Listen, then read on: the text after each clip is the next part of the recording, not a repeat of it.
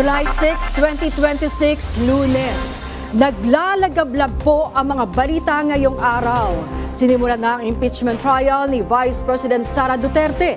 Inaresto naman sina Senador Rodante Marcoleta at dating Congressman Mike Defensor dahil sa kasong plunder. Kasama niyo pa rin kami sa mga kwento ng bayan at lakas ng masa. Sa ngalan ni Nina Corpus, ako po si Maan Macapagal. Bawat komento, pulso ng bayan, importante yan sa amin. Bawat issue, dadaanan natin yan. Kaagapay nyo kami sa mausaping hindi dapat palampasin. Live tayo sa DZMM Radyo Patrol sa Istrenta at lahat ng FMR station sa buong Pilipinas. Gayon din sa Signal TV, Channel 31. Ako, si Jack Batallones. Ito ang Arangkada Balita. Vice President Sara Duterte, no-show sa unang araw ng impeachment trial. Senator Escudero, inihalal bilang presiding officer. House Prosecution Panel, umaasang magpapakita si VP Sara para depensahan ang kanyang sarili. Senator Rodante Marcoleta at dating Congressman Mike Defensor, dinala na sa Campo Crame matapos arestuhin at sumuko sa kasong plunder. Ilang kumpanya ng langis, napipintong magtaas ng presyo sa mga produktong petrolyo bukas. At Filipino tennis pride Alex Yala, tuloy ang makasaysayang laban sa Wimbledon Round of 16. Bago pa man ang magtagisan sa paglilitis ang prosecution at defense panel, muli na naman nagkaroon ng tensyon sa pagitan mismo ng senator judges. Ang tema ng bagong episode ng Senate Flix, ang usapin sa uupong presiding officer. Yan ang umarangkadang balita ni Angela Babad live mula sa Senado. Angela. Jack, kung noong mga nakaraang buwan, tila si Senator Alan Peter Cayetano mismo ang kumakastigo sa pagiging Senate President ni Senator Sherwin Gatchalian, kanina nakita natin sa pagbubukas ng paglilitis na tila si Alan Peter Cayetano pa mismo ang nagsasabing dapat si Senate President Sherwin Gatchalian ang manatiling presiding officer ng Senate Impeachment Court.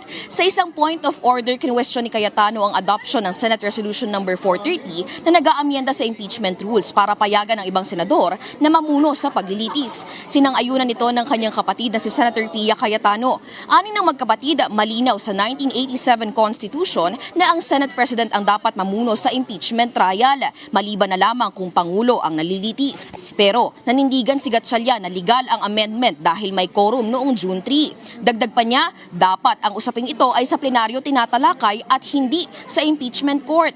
Ayon din kay Senator Kiko Pangilinan, walang sinabi sa saligang batas na dapat Senate President ang tumayo sa paglilitis ng Vice Presidente. Binigyang diin din niyang may karapatan ang Kongreso na bumuo ng sarili nitong mga patakaran. Matapos nga ang mainit na diskusyon kanina ay naihalal na formal si Senator Cheese Escudero bilang presiding officer sa botong 12-8. Samantala kanina bago matapos yung impeachment trial ngayong araw ay itinaas ni Senator Alan Peter Cayetano yung suhestyon na posible niyang ilakad sa Sandigang Bayan ang pagdating nga doon sa usapin ng pagtayo at pagboto ng dalawang senador na kasalukuyang may hinaharap ng mga kaso. Ito nga sina Senators Rodante Marcoleta at Senator Jinggoy Estrada. Yan ang ating aabangan sa mga susunod na araw ng paglilitis kung may hahantungan ba or may kahantungan ba ang suhestyon na ito. Jack? Angela, mabilis na tanong lang, no? Kumbaga nag-adjourn na, tama, bukas na itutuloy itong impeachment trial. So ano yung mga napag-usapan lang at napagkasunduan kanina?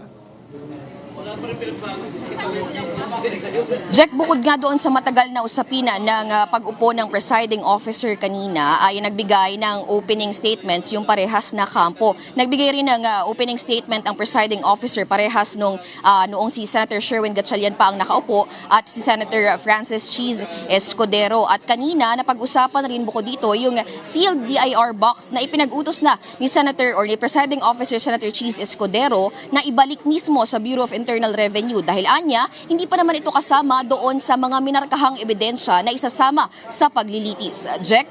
Yung tungkol sa botohan, kung maiwan bang 16, napag-usapan din ba kanina yan?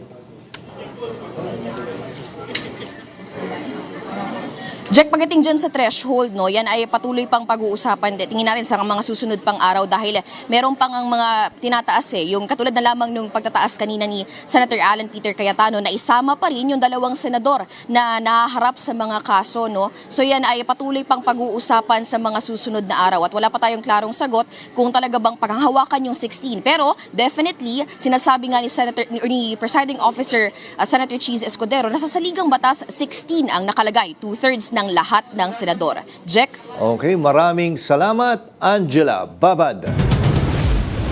Dismayado ang grupong Bantay Senado sa hindi paglitaw ni Vice President Sara Duterte sa unang araw ng paglilitis sa kanya sa Senate Impeachment Court. Isaan nila itong pagpapakita ng kawalang respeto sa bayan sa Impeachment Court at sa proseso. Yan ang umarangkadang balita ni Christian Bascones. Nakadidismaya at nakakabastos na. Yan ang naging reaksyon ni Bantay Senado Convener Professor Clive Arguelles sa hindi pagsipot ni Vice President Sara Duterte sa unang araw ng impeachment trial. Aniya, nasayang ang pag-aabang ng taong bayan na magsalita siya hinggil sa mga paratang laban sa kanya. Pero tila balewala ito para sa Vice Presidente. It's very disappointing and it feels disrespectful na yung Vice President ay hindi sumipot at nagtatago sa sarili niyang paglilitis, no? Yung buong paghahanda na to, yung buong paghahanda ng impeachment court, yung buong paghahanda ng House Prosec, ng defense at ng mga ordinaryong mamamayan din, kagaya namin sa Bantay Senado, paghahanda po yan para sa kanya na baka magpaliwanag, magbahagi ng kanyang panig doon sa mga seryosong paratang sa kanya. Simula ng buksan ng talakayan sa impeachment sa House Justice Committee, walang pagtatangging narinig mula mismo kay VP Sara. Ayon kay Arguelles, marahil nahihirapan ng bise na itanggi ang mga ebidensya laban sa kanya, kaya no-show pa rin ito. Mahirap din kasi siguro sa panig ng Vice President na tanggihan ito kung yung mga ebidensya so far ng House Prosecution medyo may mga batayan at malakas din, no? Halimbawa na lang yung pagbabanta sa buhay ng Pangulo. Ang ebidensya ay mismong mga pahayag niya, mga public na pahayag niya at sinabi niya din naman na no joke, di ba? Samantala, nananatili ang paninindigan ng palasyo sa pahayag ni Pangulong Ferdinand Marcos Jr. patungkol sa kahalagahan ng pagharap ng bise sa impeachment court.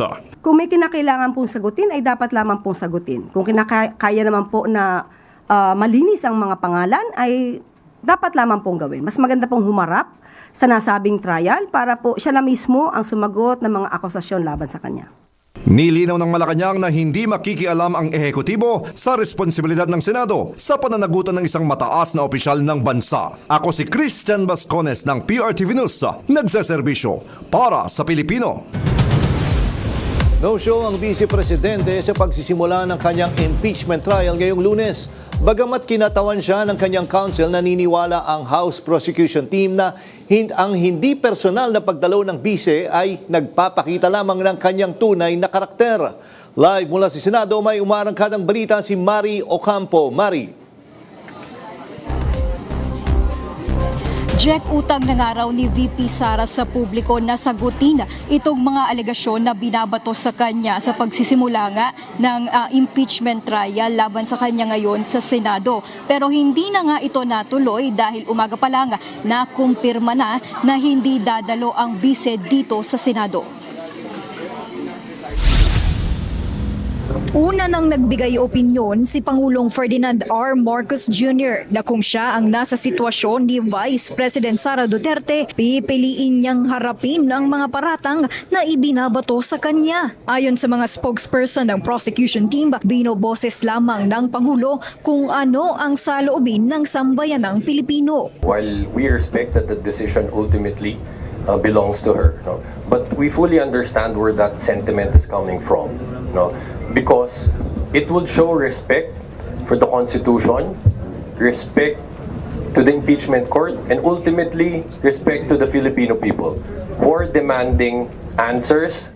Kanina kinumpirma ng kanyang defense team na hindi personal na dadalo ang bise matapos isyuhan ng order ng impeachment court para dumalo ng personal o marepresenta ng kanyang abogado. Bagamat nirerespeto ng prosekusyon ang desisyon ng bise, mas mainam nila na magpakita siya matapos ang mga maanghang na pahayag sa media. It will also speak about the character of the respondent, no, it will only show that she is really seriously taking these allegations. Pag dumating humantong sa impeachment court or sa Senado, ay ang sabi niya, ready na po sila for bloodbath. So I guess that would also reinforces again her earlier position that she's ready. Nilinaw din ng prosecution team na hindi mabubura ang paghahabol sa accountability kahit pa maisip niya na bumaba sa kanyang posisyon. The trial will continue. The trial must continue because the resignation does not automatically condone the acts committed. As indicated in the articles of impeachment, kailangan pakinggan ang ebidensya. Sinigundahan din ito ni Private Prosecution Member Attorney J. Tolosa. Hinalimbawa niyang naging ruling noon ng Korte Suprema sa isang administrative case kung saan hindi naging hadlang ang resignation sa proceedings. Dalawa ho ang penalty under the Constitution, no, sa impeachment, no, removal and perpetual disqualification from holding public office. Para sa prosekusyon, mawala man ang titulo kay VP Sara, hindi nito mabubura ang mga aligasyon, ang articles of impeachment at ang mandato ng Senate Impeachment Court na dinggin ang mga ebidensya laban sa kanya.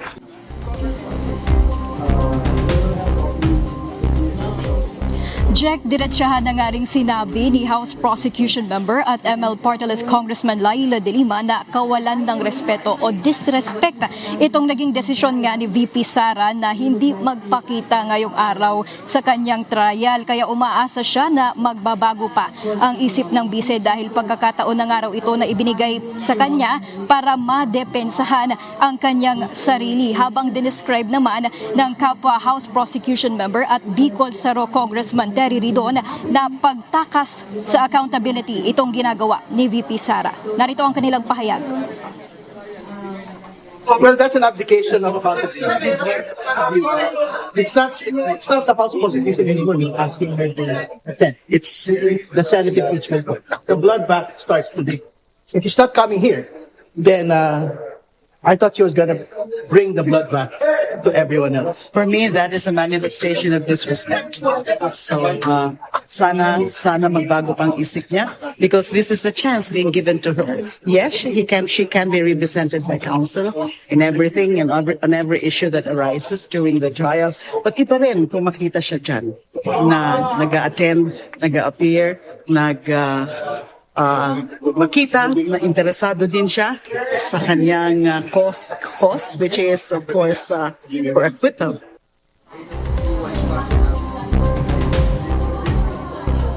Jack, bagamat nga hindi nagpakita totally itong si VP Sara ngayon dito sa Senado, hindi naman daw nangangahulugan na hindi na talaga natin siya makikita pa sa ibang trial dates. Pero paglilinaw kanina ni Attorney Michael Powa, hindi rin nila mabigay o hindi rin sila makapagsabi ng eksaktong araw kung kailan ba natin makikita dito sa Senado ang bise dahil ayon sa kanya, parte raw ito ng kanilang legal strategy. Jack?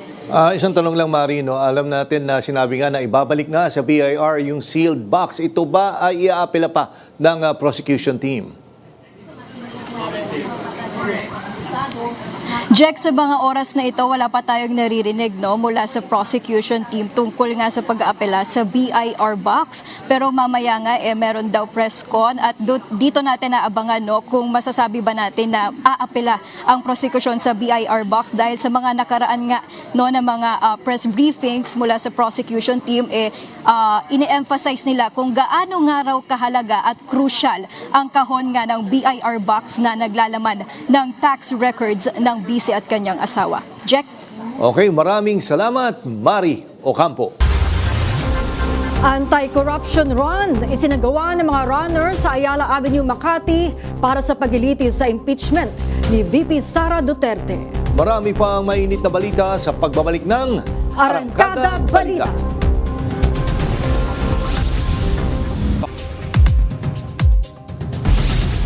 Hindi dumalo sa unang araw ng kanyang impeachment trial si VP Sara Duterte. Tanging legal team lang niya ang naroon. At live mula sa Senado, naroon si JM Pineda. JM, bakit daw hindi siya nakadalo? Yes, Jack, ayon kay Defense Team spokesperson Attorney Michael Poa ay nasa isang pagpupulong itong si Vice President Sara Duterte para nga dito sa paghahanda ng paparating na bagyo dito sa Pilipinas. Yan daw ay mandato ng pangalawang Pangulo at isa rin yan sa mga dahilan kung bakit wala siya dito at tanging mga legal team lamang niya ang dumalo sa unang araw ng kanyang impeachment trial.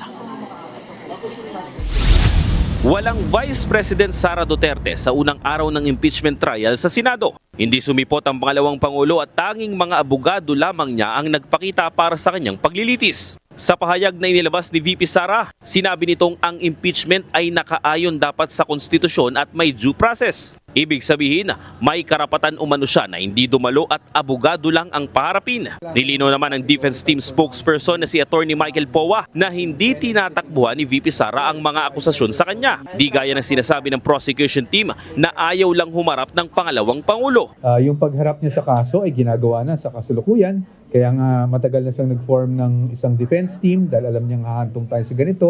At kaya naman kami, mga abogado niya ay nandito para talagang i-litigate itong kaso at sagutin at patunayan na wala pong basihan yung mga paratang laban sa kanya. Pero hindi naman daw zero chances na sa mga susunod na pagdinig ay dadalo si VP Sara. Hindi naman binanggit ni Poa kung ano ang mga kinukonsidera ng defense team para palitawin ang pangalawang Pangulo dahil parte daw ito ng kanilang taktika. We're not saying anything right now. As I've always mentioned, ang kanyang physical presence, we will assess kung kinakailangan, bakit hindi. But that will depend on how the proceedings go and we will advise her accordingly. Muli ring sinabi ng defense team na handa ang kampo nila na ipagtanggol ang Vice Presidente. Pero nilinaw nila na wala silang balak iantala ang paglilitis. Thank you. Jack, hindi naman ikinagulat ni Teachers Party List Representative Antonio Tino ang hindi pagdalo ni VP Sara ngayong unang araw ng kanyang paglilitis dahil ginawa na rin daw niya ito sa Kongreso. At ngayon nga, Jack, ay ongoing ang press con ng defense team at alamin natin kung ano pa yung iba pang mga reaksyon nila sa mga ipinukol na bala ng prosecution laban sa kanila. Jack. JM, isang mabilis na tanong lang. Bukas, kumbaga formally, mag-start na talaga yung impeachment trial dahil nga magsisimula na tayo sa mga articles of impeachment. Ano daw yung unahin nila doon sa 4 na articles?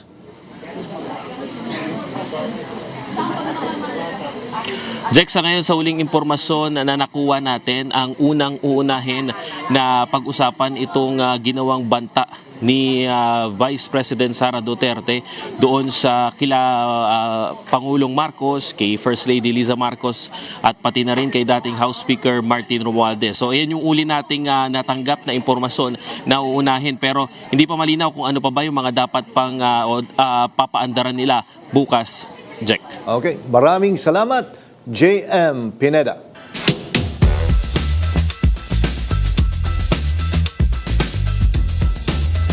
Pag-usapan natin ang paglilitis kay Vice President Sara Duterte. Kasama natin ngayon dito sa PRTV Prime Studio ang dating presidente ng Philippine Bar Association, siya si Attorney Rico Domingo.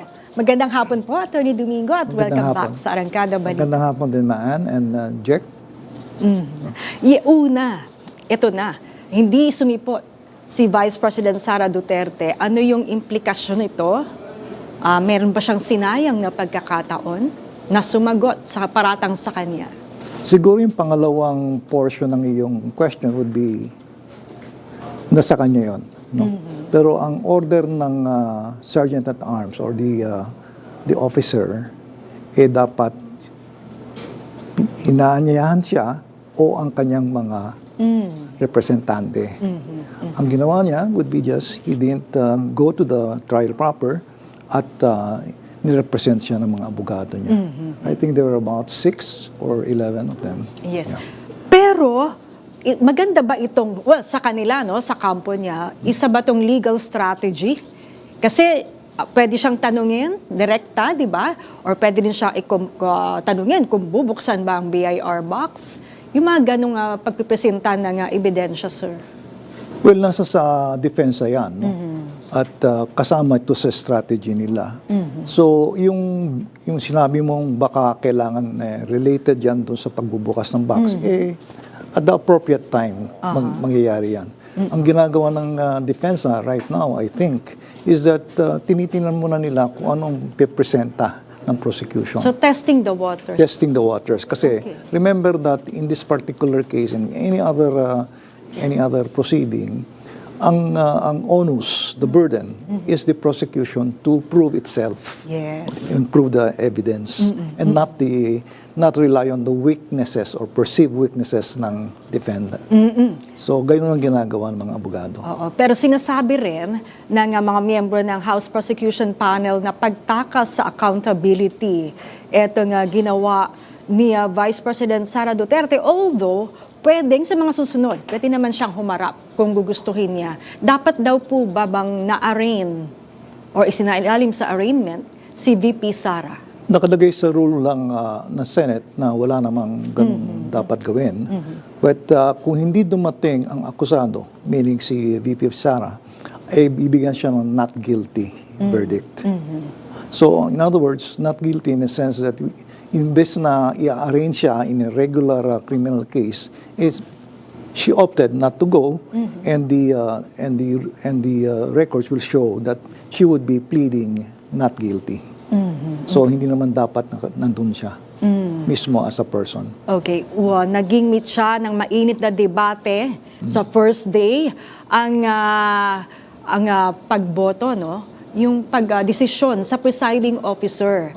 Dahil iginiit ni Senate Minority Leader Alan Peter Cayetano na matik daw sa Constitution na ang Senate President ang siyang presiding officer. Pero naghalal nga po at si Senator Cheese Escudero. Anong tingin niyo dito, sir? Well, ini-invoke yata ni dating Senate President Cayetano na dapat yun, ayon sa ligang batas, dapat ang Senate President ang magpe-preside. Ngayon, mukha yatang hindi yata yan ang wording ng Constitution. But in any event, he is invoking yung mga historical background ng yung requirement ng Constitution na yun. And sabi niya si Justice Davide, nagsabing ganyan. But ang point lang dito, kanya-kanyang interpretasyon yan eh. At the end of the day, it will be, according to the Constitution, the Congress shall promulgate its rules and regulations. No? Sila ang may power to do that. And they have done that in this particular context. Kaya, they decided to pursue and to continue the trial nonetheless, even if another presiding officer has been elected. Di ba? Nasa tabi niya si di ba? Si Senate President. Senate President. So tama lang 'yon, sir. Well, kanya-kanyang interpretasyon 'yon, and there is even an indication na mukha yatang si Senator Alan Peter would like to question that in the Supreme Court. No? Okay. Nilinaw ni presiding officers, impeachment presiding officer Cheese Escudero, yung conviction threshold, yung 2/3 no ng boto, which is 16 votes. At sabi niya malinaw sa konstitusyon na yun dapat ang sundin. Yes. Pero 'di ba may mga nagmumungkahi nga na ibaba yung voting threshold. Anong tingin nyo dito? At kung gusto raw na ibahin o babaan pa, ay pwedeng i-elevate sa Supreme Court. Hindi ba ito pwedeng pagpasyahan sa Senate Impeachment Court lang? Correct. At this juncture, medyo masalimuot yung isyong yan. Pero according to the saligang batas, dapat 16 talaga to convict. At nakalagay naman doon, of the 24 senators, 2/3 would have to convict. And that should be 16. So, walang pag-aalinlangan doon. 16 talaga dapat. Pero sa katayuan ngayon po sa Senado na yung isa nga ay yung dalawa na, ay arestado at missing o nawawala si Senador Bato de la Rosa, marapat ba na makaboto pa rin sila ng hindi active na dumadalo sa Senado? Well, depende yan sa presiding officer, no? Kung palagay nila, kasi hindi pa naman naalis bilang senator, yung dalawa, hindi pa naman na-convicted, no? So, as far as we are concerned, they're still senators and they have the right. Ngayon, ang question dyan, can they appear personally So ang pwedeng mangyari dyan is that they would ask the Sandigan Bayan in the case of si Senator Marcoleta and the RTC or Sandigan Bayan then, they would ask for authority to go there and cast their votes if they want to.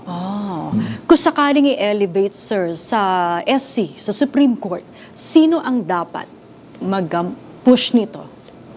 Well, siyempre, ang kanilang Kanino interpretation. advantageous yun? Prosecution, defense? Well, depende kung anong sasabihin ng Supreme Court because the Supreme Court might just affirm na tama yung ginawa ng impeachment trial court. So, depende yan sa Supreme Court. Pero as far as things are going, mukhang hindi yata gusto ng Supreme Court na makialam. And therefore, they would leave it to the Senate trial court to decide for its own. No? After all, it is a co-equal branch of government. No? Hindi nila pakikialamanan ang goings on ng Senate trial. Sir, 4132, yung pagkakasunod-sunod ng artikulo, Articles of Impeachment, Right. yung kanilang pagdinig doon, Yeah. tingin nyo tama lang na ito? Or bakit kaya ganito yung strategy? Well, nung pre-trial, they decided the sequence, the order. No? So, according to that particular case na sinight ni Attorney Batug, no? Meron naman discretion ang prosecution na hilahilarahin. So, inuna nila ang number 4. Ibig sabihin malakas. Well, mukhang nagsasabi na malakas. As to whether talagang malakas is something else. But they chose na Article 4 would be the first article to be tried. Pero lahat yun tatapusin naman lahat yan eh. Hindi naman mag-i-stop yan sa after 4, 1, 2, 3. Dapat yan, tatapusin muna para magkaroon ng verdict. At as I told you, I think earlier, that kahit isa lang na artikulo na ma-convict, convicted na. Hindi kailangan ma-convict sa lahat. Okay. No? Oo. Yun nga sir, sinasabi na isa o dalawa lang at kumbinsido na yung Senate Impeachment Court ay pwede nang itigil. De. O kailangan ba lahat Tapusin. dinggin? Tapusin na. Hindi maaaring parang patingi-tingi. Nakalagay sa rules of procedure, dapat lahat ng 4 tapusin nila and that's the time na magkakaroon sila ng verdict. At mind you, ang verdict would be, kunyari, convicted, walang motion for reconsideration, walang appeal. And that would be entered in the records of the Senate. Okay. Kung makonvict siya, pwede pa bang magsampa ng kriminal na reklamo basing doon, gamit yung ebidensya sa Senate Impeachment Court? Pwede rin because after all, ang sabi nila, dalawang objektibo ng impeachment. One is to what? To remove the impeached official. Number 2 would be to externally disqualify that impeached official from running for another office. Okay? But notwithstanding that, pwede pa rin gamitin ang piece of evidence na nilahad sa trial court, sa impeachment court, para gamitin yun, let's say, for plunder, for indirect bribery, whatever. So, saan naman yan? Sa ombudsman naman yan, probably, or some other Department of Justice prosecution. Sir, 92 trial days, I think 60 plus, 62 ang sa prosecution, defense ay 30 days. Kaya ba to, sir? Natapusin lahat yun. Kung sabi nyo, didinggin lahat ng artikulo.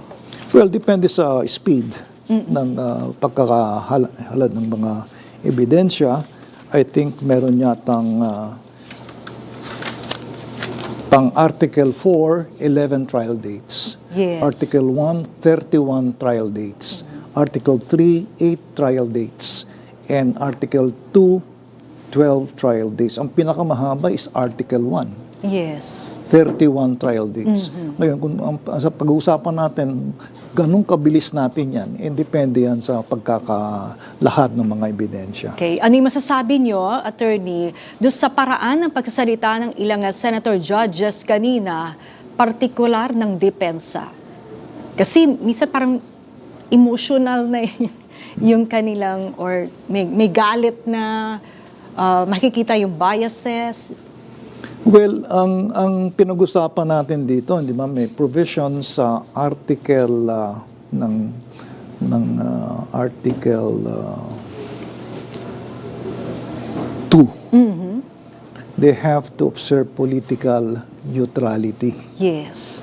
Kaya ang political neutrality shall be defined as exercise of the public official's duty without unfair discrimination and regardless of party affiliation or preference. Yun na nga given the political alliances, biases, 2028 elections, yan yung magdidetermine nung desisyon, pagkapasya ng mga senator judges. Well, hopefully naman hindi para sa bayan. Kasi pinag-usapan natin dito with public accountability, no? Hindi natin pagkakailayan sa political affiliation. Kaya meron tayong provision on that. Sabi mo nga ngayon, probably babaliwalain nila. Bahala sila. Pero they will be answerable to the people. Kasi dito, kaibahan ito dating impeachment trials, kaibahan kasi dito nakatutok ang mga tao. Tinitingnan nila kung yung 4 articles na yun papapasunayan at mapapakita kung meron talagang ginawang krimen or impeachable act si VP Sara. At kung napakita na lahat ay merong pruweba naman, then bahala na yung mga taong nagsasabing acquitted pa rin. Kung napakita. Then, kung napakita na wala naman sana si VP Sara, then that's it. Acquitted siya. So ano po yung babantayan natin sa mga susunod na araw habang umuusad yung paglilitis? Ano yung mga telltale signs na may evidence suppression kahit magkabilang kampo yan? Makikita yan natin sa daloy ng presentation, no? Makikita natin yan sa mga ruling ng presiding judge, presiding trial judge. So makikita natin yan kung totoo naman na ipupreba ang mga akusasyon ng prosecution. No? So as I mentioned, the burden, the onus would be on the prosecution. Pag nagkamali sila doon at kulang ang kanilang presentasyon, then it's very easy to say that they'll be an acquittal. Pero kung malakas naman talaga, as they claim to be, compelling ang mga pieces of evidence na yan, then that's it. Mapapatunayan nila na guilty ang respondent sa articles na 4. Alright, maraming salamat po Attorney Rico Domingo sa inyong pagbisita at pagbibigay ng inyong kaalaman. Welcome, Mayan.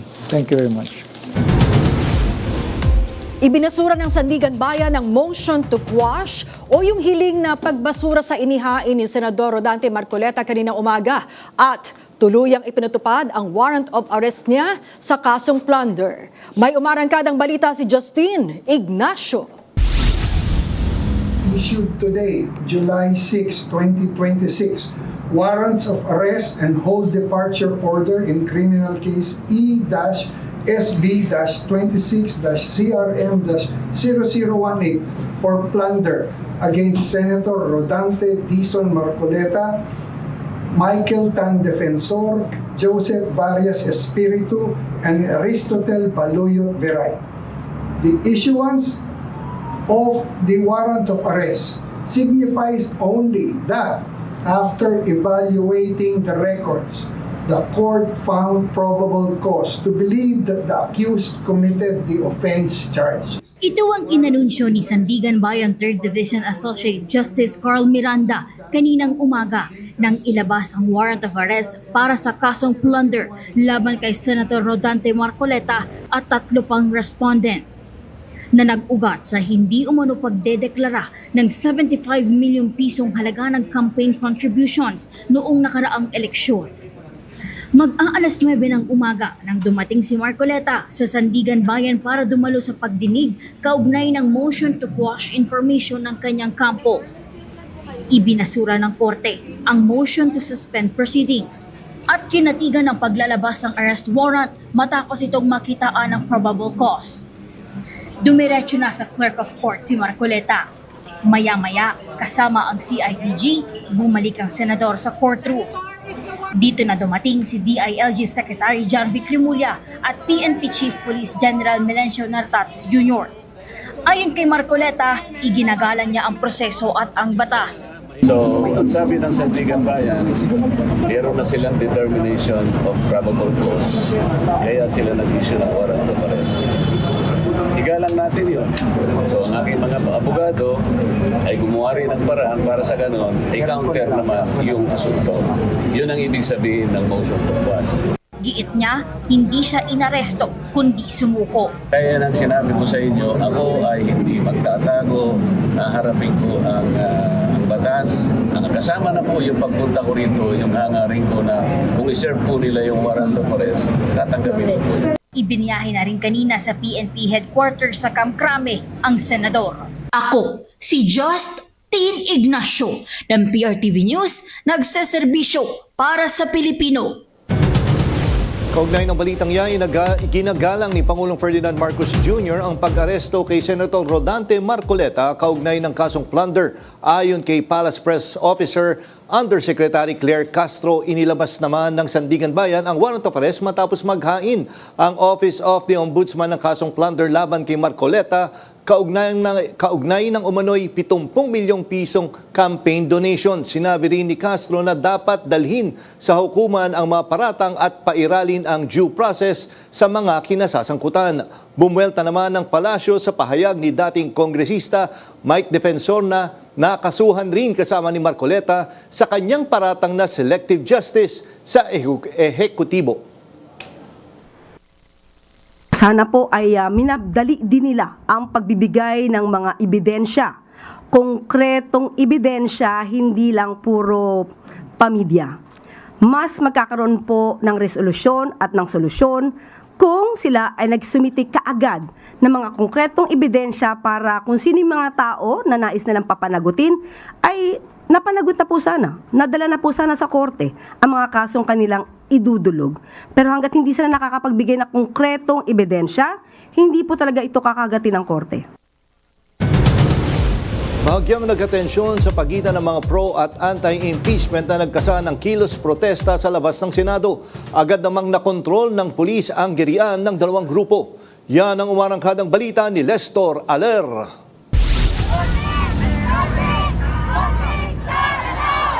Mula sa Manila Film Center, nagmarcha patungong labas ng Senado ang iba't ibang militanteng grupo sa pangunguna ng Bantay Impeachment Coalition upang magsagawa ng programa. Hindi pa man nakakalapit sa harap ng labas ng Senado, nakagirian na nila ang mga taga-suporta ni Vice President Sara Duterte at pamilya nito at bahagyang nagkatensyon sa pagitan ng dalawang grupo. Nagpalitan din ng mga ito ng mga maaanghang na salita.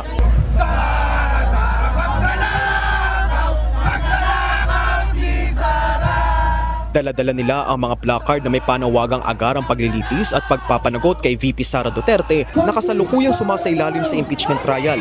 Ayon kay NCRPO Chief Police Major General Anthony Amberin, pumagitna ang pulisya upang maiwasan na magpang-abot ang dalawang grupo. Problema lang talaga is yung magpang-abot yung dalawa. Nakita nyo naman kasi kanina, yung isang grupo ay very aggressive na pag may nakita sila na hindi nila kasama. Dahil dito, pinayagan nilang magsagawa ng kilos protesta sa southbound lane ng Jokno Boulevard ang mga grupong nagtungo sa labas ng Senado.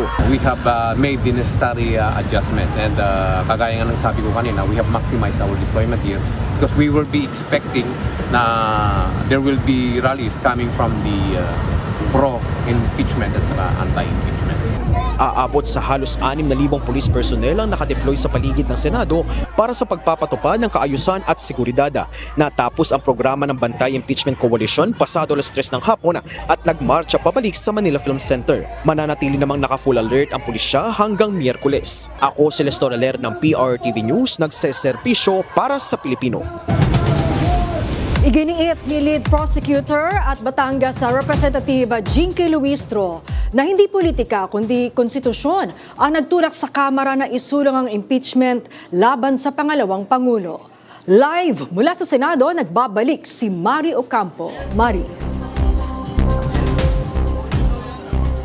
Maan hindi nga raw paghihiganti o pamumulitika, kundi ang paggawa lang ng kanilang constitutional duty ang layunin ng House Prosecution Panel sa oras nga na kailangan ng ihain ang ebidensya laban kay Vice President Sara Duterte.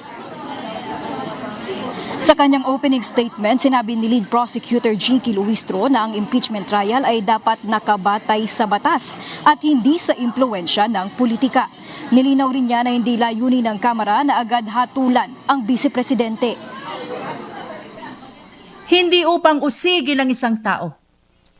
Hindi upang maghiganti sa kalaban. Hindi upang manalo sa politika.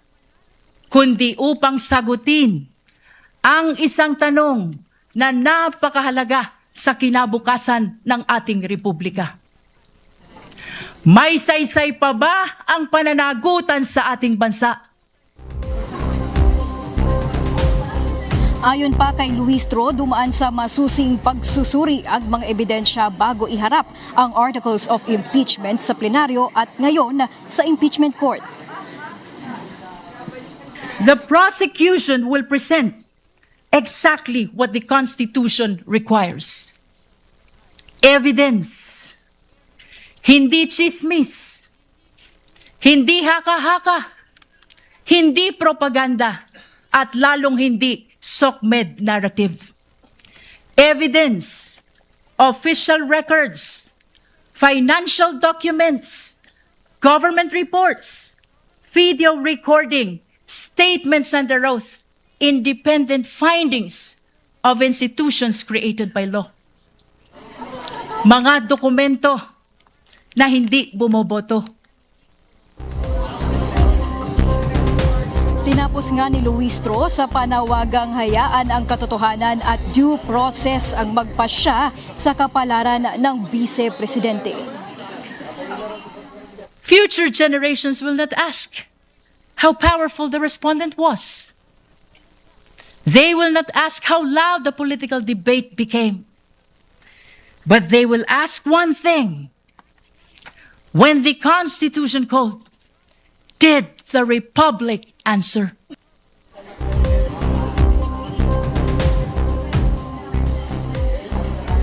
Maan, maipasok nga lang natin, no? Dahil kanina natanong kung ano ba yung susunod na hakbang nga ng prosecution matapos nga atasan na ibalik sa Bureau of Internal Revenue itong BIR box, no? Sa isang interview nga matapos yung hearing, sinabi ni Luistro na nag-file na raw sila ng bagong request para ipasabpina itong expanded tax records ng VP at kanyang asawa nga na si Attorney Mans Carpio. Bale, hindi na nga lang daw yung laman ng BIR box, kundi mas marami pa raw na dokumento ang kanilang hihilingin. Ngayon, kung mag-grant ba itong kanilang sabpina, yan ang ating aabangan. Maan. Alright, maraming salamat sa iyo, Mari Ocampo.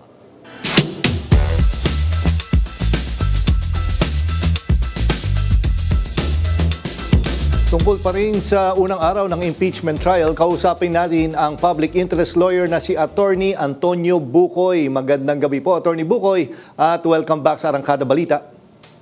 Magandang gabi sa iyo, Jack. Kagagaling ko rin hulang sa Senado at nagmamadali nga akong bumalik sa bahay para sa ating interview. Ako, maraming salamat po sa oras na binigay niyo dito sa Arangkada Balita at lagi po kayo available para sa amin. Attorney Bucoy, una-una, nagulat ba kayo na uunahin itong Article 4 at ano yung nakita niyo? Bakit itong yung pananakot or yung threats ang uunahin nila? Ang impresyon ko dyan ay sa Attorney? Tansya ng mga manguusang prosecution ay malakas. Malakas ang Article 4, kaya yan ang uunahin nila. Sapagkat dyan sa Article 4, malinaw ho yung ebidensya. Ang ebidensya dyan ay si Vice President Sara mismo.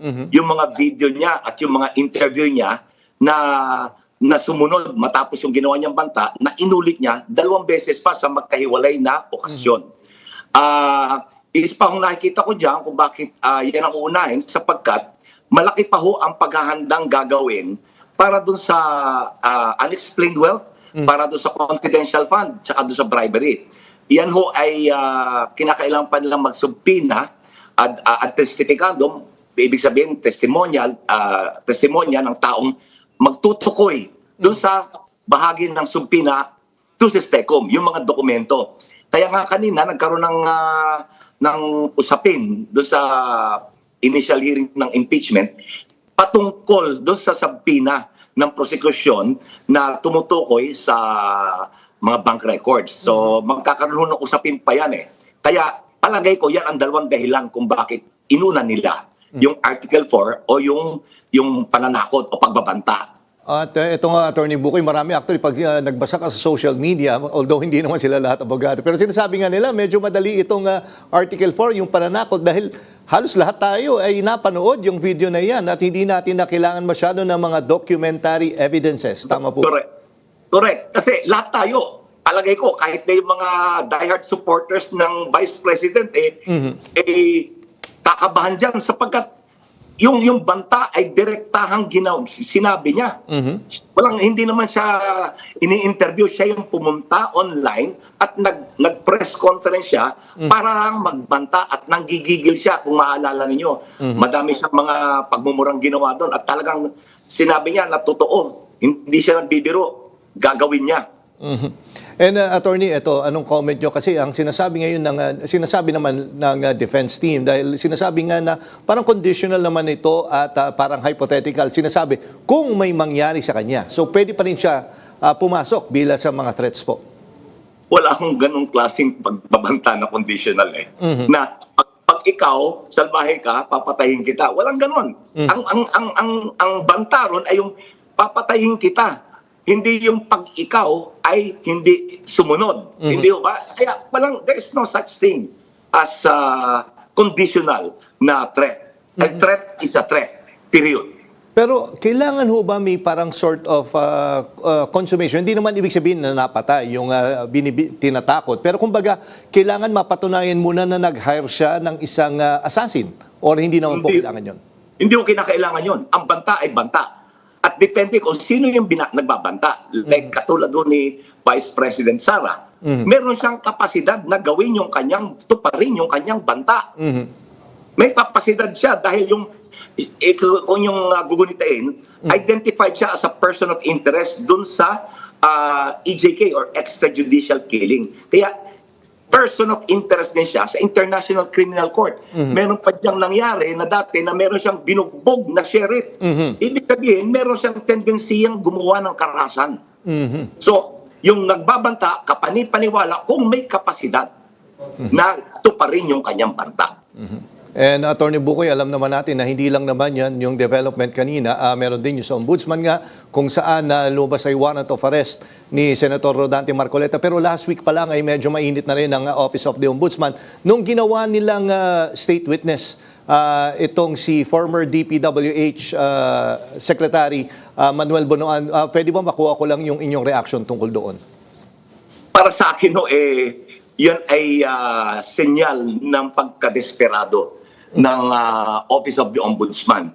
Sapagkat kung yung totoo yung kanyang sinasabi noon na matibay yung kanilang ebidensya laban sa mga mababatas at itong kay Bonoan sinabi niya na partikular na ito ay kontra kay dating Speaker Romualdez, bakit siya ngayon nagkukumahog na kukunin niya ang isang opisyal na nasa puno, dulo at sentro nitong anomalyang ito? Bakit puno? Ito pong proseso ng pagbalangkas ng ating ng ating General Appropriations Act ay nagsisimula ho yan sa National Expenditure Program na dinidisenyo ng Office of the President. Ngayon, para ho makalap ito, maging National Expenditure Program na ipapadala sa Kongreso, kukuha ho yan ng mga proposal galing sa mga ahensya. Sa bahagi ho ng DPWH, ang namumuno dyan, ito si Secretary Bonoan.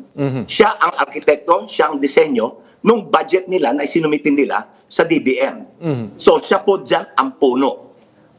Kung may anomalya man na napapaloob dyan sa budget ng DBM, siya ang arkitekto niyan dahil sa kanya nang galing ang dokumentong yan.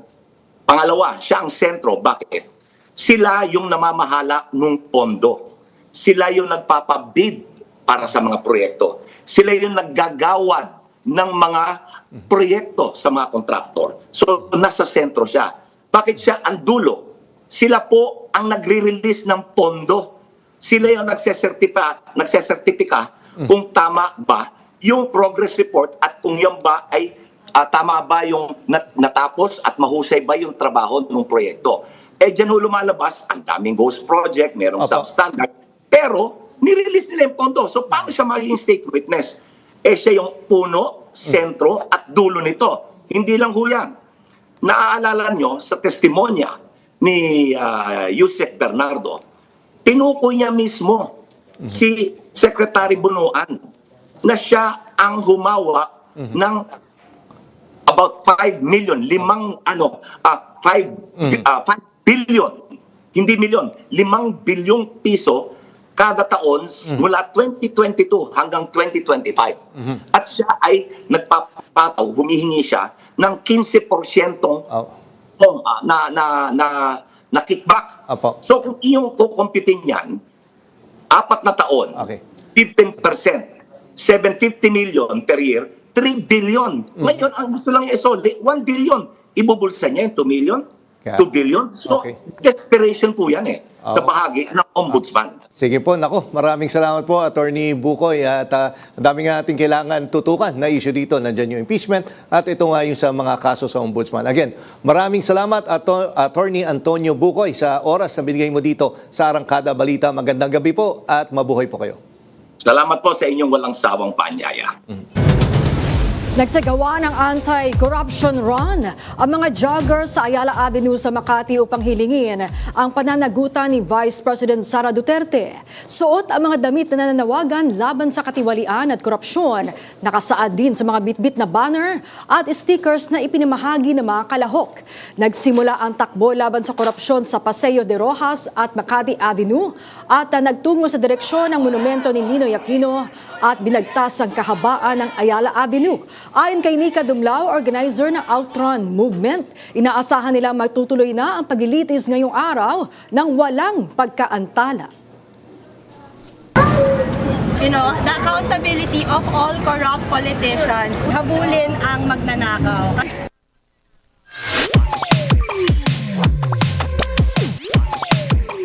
Balitang showbiz, muna tayo mula kay Jaiho. Hi Miss Maan and Sir Jack at sa lahat ng ating mga kaarangkada. Heto na nga ang latest na umaarangkadang showbiz balita. Nagkita na nga sa isang mall sa Cubao, Quezon City kahapon, July 5, 2026 ang dalawang poste ng dalawang magkatapat na noontime shows. Mula sa sagutan ng dalawa sa kanilang mga programa, tinuldukan na mismo ni na Meme Vice Ganda at Bossing Vic Soto ang mga espekulasyon na magsasama sila sa pelikula. Kumpirmadong bibida ang dalawa para sa pelikulang pinamagatang The Greatest Showdown na idederehe ng award-winning filmmaker na si June Robles Lana, na direktor din ni Meme Vice Ganda sa past movies niyang And the Breadwinner Is at Call Me Mother. Samantala, matapos ang sunod-sunod na project si Sanya Lopez, nakapagpahinga at nag-enjoy na raw siya sa vacation mode. Starstruck naman din si Sanya na si Jody Santa Maria ang mismong pumili sa kanya na bumida kasama nito sa pelikulang Midnight Girls. Tuwang-tuwa rin daw siya na patuloy ang bonding moments nila kahit tapos na ang produksyon ng pelikula. Sa ngayon, may aabangan na upcoming project si Sanya na isang comedy thriller movie. Maan Jack, yan ang munang latest sa mundo ng showbiz. Ako nga po ang resident kaarangkada ninyo pagdating sa mga hottest and exclusive ganap sa mga paborito nyong artista. Ang nag-iisang beshi ng bayan para sa Joy Hot Exclusives. Balik sa inyo, Sir Jack and Miss Maan. Maraming salamat sa iyo, Jaiho. Salamat po. Yan ang mga marangkadang balita ngayong araw. Sa ngalan ni Nino Corpus, ako po si Maan Makapagal. At ako naman si Jack Batallones. Para hindi mahuli sa usapan, kapit lang hanggang sa susunod na Arangkada Balita.